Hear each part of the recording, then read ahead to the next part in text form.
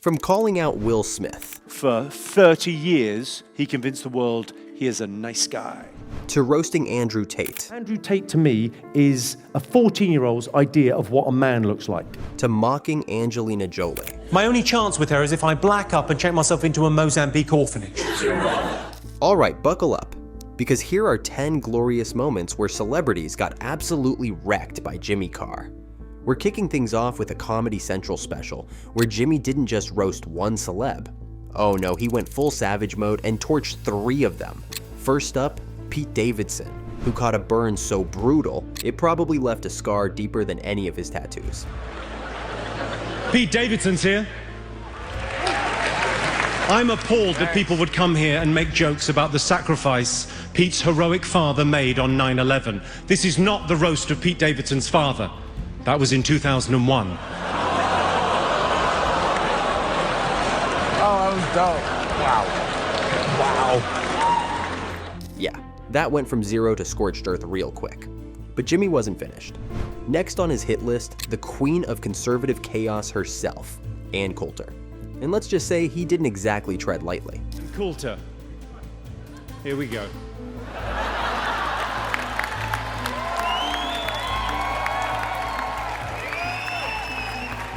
Ann Coulter is one of the most repugnant, hateful, hatchet-faced alive.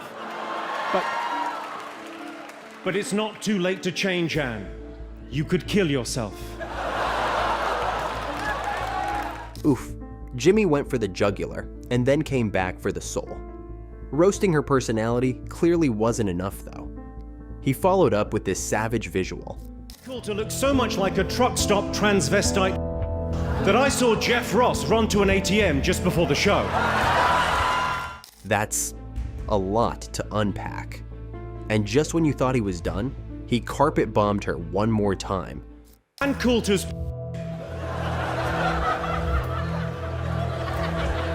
seriously, this gets classy. Ann Coulter's is now so old and dry that it's just got a job drawing cartoons for The New Yorker. Somebody get this man a leash. Then, Jimmy set his sights on the man of the hour, the actual headliner of the show, Rob Lowe. And so we come to the iconic Rob Lowe. And if Rob thought being the star would earn him some mercy, nope. Rob Lowe is like a Ken doll. He's plastic and often the first thing to enter a teenage girl's Yeah, that one had the audience gasping for air. But Jimmy wasn't done tossing grenades. He hit Rob with another brutal swipe. Underage girls always felt safe making tapes with Rob because they knew no one would ever watch a movie starring Rob Lowe. Cold. Just cold. And then there's this fun fact. Rob's been sued not once, not twice, but 4 times by former nannies. Yep, Jimmy Carr doesn't need a background check. He is the background check. Rob has been involved in 4 lawsuits with former nannies. Rob says he didn't those nannies, and I believe him because he's either telling the truth or he's the best actor in the world. But before Jimmy hung up his flamethrower for the night, he gave Rob one last goodbye kiss. The kind that burns. It's been an honor being here tonight. My friends back at home aren't going to believe me when I tell them I got to roast Charlie Sheen's brother's friend. And I have to thank Rob Lowe, what a top man, allowing us to say such horrible things right to where his face used to be. Tell me that's not the most elegant insult you've ever heard. But Jimmy wasn't done handing out L's like party favors. A new name got added to the burn book when someone in the audience decided to poke the bear by mentioning a certain internet alpha male. Yep, you guessed it. The human Bugatti himself, Andrew Tate. What do I think about Andrew Tate? Well, I think he's a... That single question was all Jimmy needed to let it rip and expose Tate for exactly what he is. He's a John Mulaney. You know John Mulaney, amazing American comic? He made an observation about 5 years ago. I mean, he's a brilliant comic mind. But he made an observation. He said, Donald Trump is a poor person's idea of what a rich person is, right? That's exactly it, right? Andrew Tate, to me, is a 14-year-old's idea of what a man looks like. That's not a roast, that's a full-blown psychological assessment. And it only got worse from there. It's not, right? He's cosplay Grand Theft Auto. No lies detected. And while we're on the topic of exposed egos, Jimmy also went full throttle on another fragile celeb, one who used to be Hollywood's sweetheart until he let his hand do the talking. What's your thoughts on Will Smith, Jimmy? What, sorry? What's your thoughts on Will Smith? My thoughts on Will Smith, I think he may be the greatest actor that has ever lived, because for 30 years, he convinced the world he is a nice guy. Turns out he's a cunt. That says everything it needs to. Of course, Jimmy wrapped that segment up with the kind of closing line that deserves a standing ovation, or at least a slow clap. Yeah, yes. So Chris Rock, who's maybe the greatest comedian living, Chris Rock. I think Chris Rock's incredible, and he went to the Oscars, and, you know, he got starstruck. Tell me you're not hearing the mic drop in your head right now. But wait, we're not done. Because just like he wrecked Will for going after Chris Rock, Jimmy also came for Bert Kreischer, who made the mistake of trying to clown him. On his own turf, Bert gave his British impression, and to say it was rough would be a compliment. Would you want to do your impression of Jimmy for him? Hello, Mummy. I would like to take my spot of tea at the meadow today. Right. Right, so you've not watched a lot of Downton Abbey, but quite a lot of Guy Ritchie films. I have. I've only watched Guy Ritchie. Well, that explains a lot. But Jimmy wasn't done toying with Bert yet. Nah, he started poking at the man's reading skills like a cat playing with a very slow mouse. You're taking 9 months off in July. He doesn't understand how calendars work. Yeah. You can't do that. It's just A month. A month is the longest you can take off in July. And Jimmy, ever the gentleman, followed up with just enough venom to leave a sting. That wasn't an insult. That was a parent-teacher conference. And the most hilarious part? Jimmy still wasn't done. He was just getting warmed up. Because when it comes to roasting celebrities, Jimmy Carr is like a shark in bloodied water. He doesn't swim away. He circles back for more. It's like watching someone try to microwave ice and act shocked when it turns to water. But when Bert started digging himself deeper with his usual blend of bro logic and beer fumes, Jimmy just had to step in. And of course, Tom Segura was there too, quietly playing chess while Bert was busy eating the pieces. My only take back, and if you watch the special, it's super enjoyable, is I read everyone's jokes as they were doing them because I was reading the prompter. So the You're saying this because you think we don't know that? Oh. No. We saw it. Oh, seriously? Yeah. Oh, no. I was going to inquire as to your reading age when I got here. I think you're really coming along. That sentence alone deserves subtitles, a translator, and maybe a wellness check. But in true Jimmy fashion, despite roasting Bert like a rotisserie chicken, he actually showed the guy some respect by the end of the podcast. That's the Jimmy Carr version of a standing ovation. It's backhanded, confusing, and still weirdly flattering. But while Bert got the playful roast treatment, Christy, she got the full Jimmy Carr death sentence. It all went down during their roast battle on Comedy Central. Christy started off with jokes that were so awkward they should have come with a seatbelt. Okay, Jimmy is so desperate to be accepted by America that he rebelled against paying his taxes. Oof, that landed like a plane without landing gear. But wait, she wasn't done. Nope, she doubled down with this gem.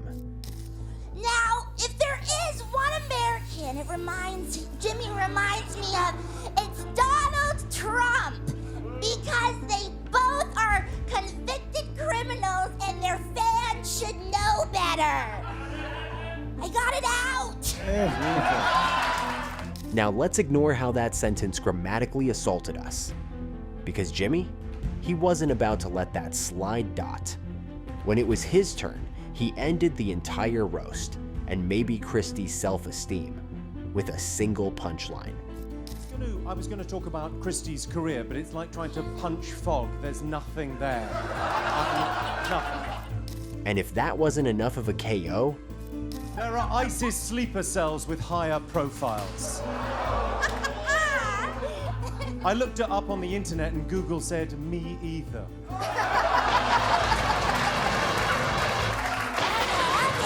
What the f is happening?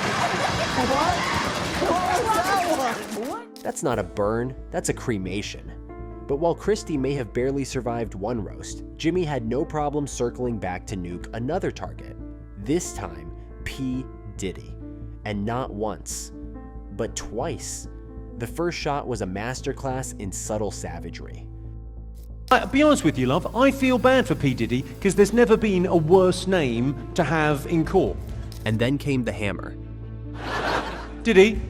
Yeah, he did.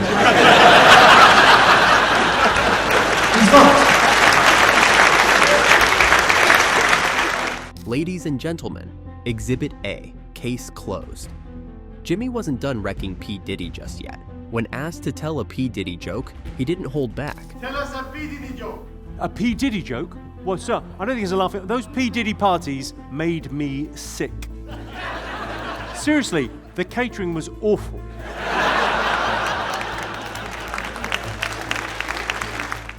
That punchline landed hard, but just like Jimmy roasted P. Diddy over the sexual allegations, he didn't hold back when it came to Elon Musk either. Mine is Elon Musk a Nazi? Is Elon Musk autistic? Can't he be both? There's a lot of crossover. Autistics and Nazis. They both love trains.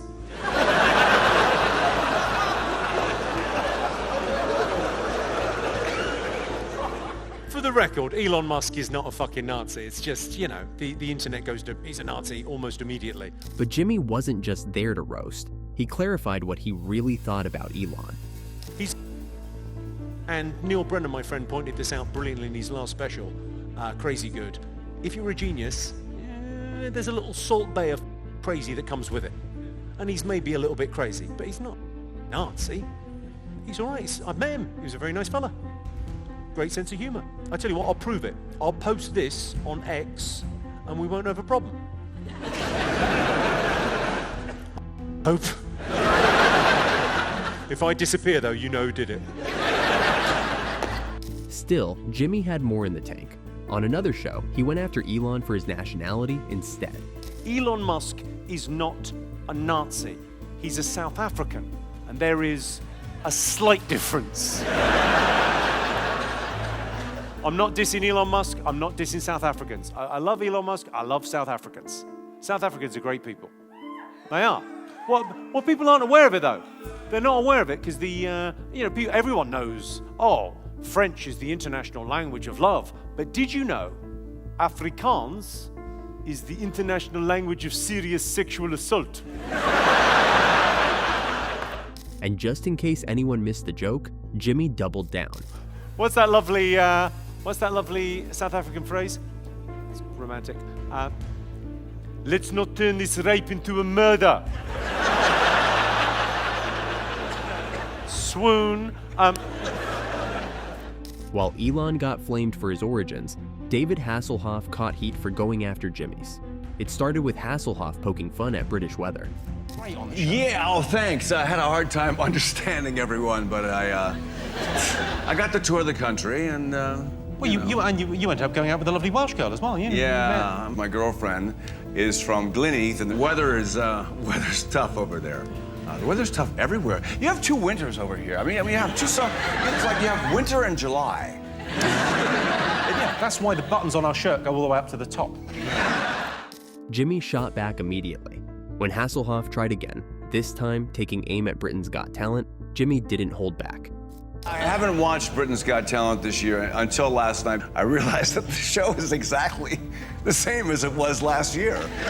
They just go to, like, the hospital, and it's like One Flew Over the Cuckoo's Nest, and they give you the people medication, and they send them to Britain's Got Talent. And that's how you got the job.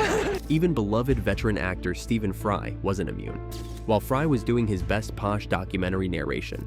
In the olden days, a certain class of person could virtually rule the roost. That was an aristocrat. Oh.